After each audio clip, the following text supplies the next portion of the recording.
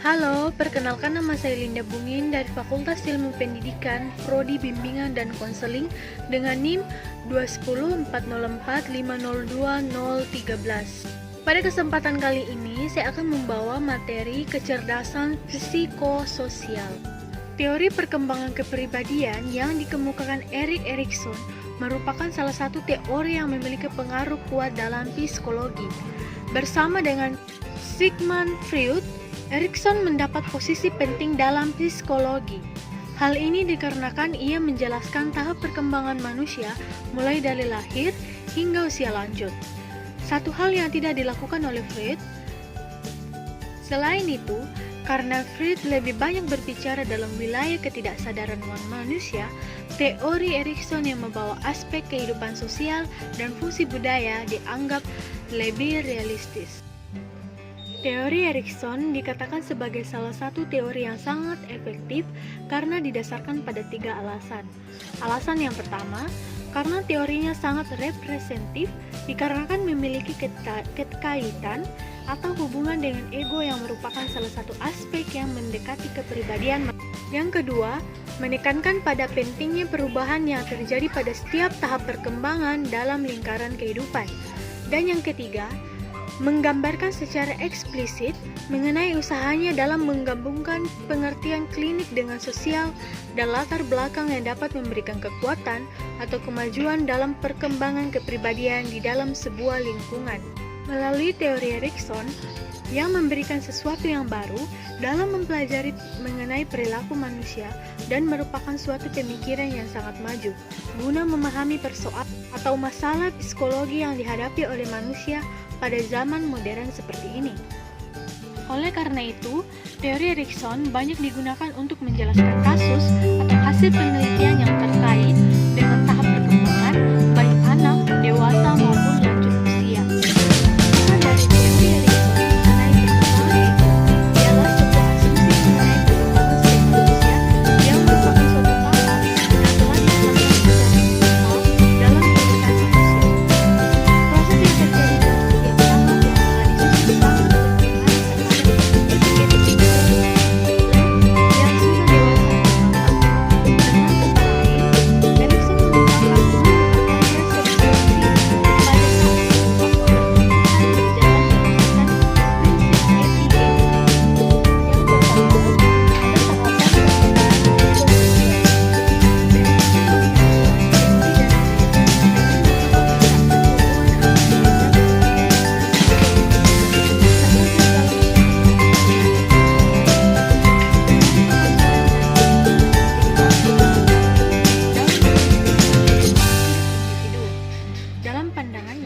Erikson menyatakan bahwa masyarakat memainkan peran yang sangat penting dalam perkembangan psikososial individu.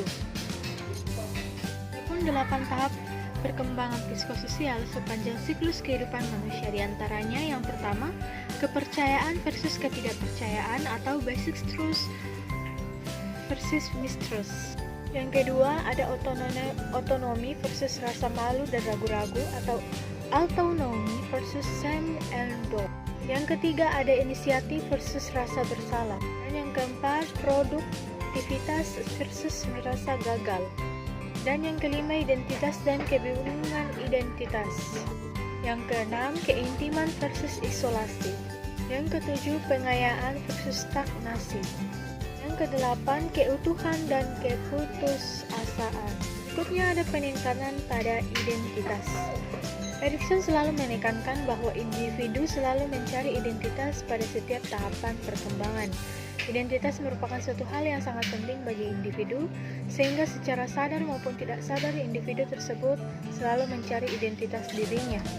Bila proses pencarian identitas diri berjalan baik, maka untuk tahapan perkembangan selanjutnya akan semakin kuat, walaupun akan tetap mencapai puncak krisis pada masa remaja. Berikutnya ada perluasan metode psikoanalisis. Menurut Erikson, dalam mempelajari individu ada 3 metode baru yang dapat digunakan dalam mempelajari perkembangannya, yaitu yang pertama ada observasi langsung, yang kedua perbandingan cross-kultural, dan yang ketiga sejarah psikologis. Ini ada peran terhadap perkembangan. Teori psikoanalisis Freud menekankan pentingnya pengalaman masa kanak-kanak awal dan motivasi di bawah sadar dalam mempengaruhi perilaku dalam perkembangan individu.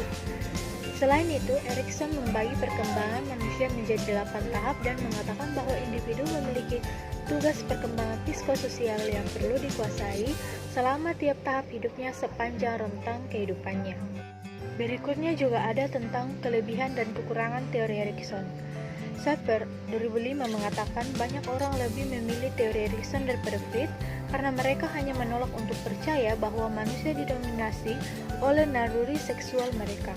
Erikson menekankan bahwa konflik sosial dan dilema pribadi yang dialami seseorang atau orang yang mereka kenal sehingga mereka dapat dengan mudah mengantisipasinya.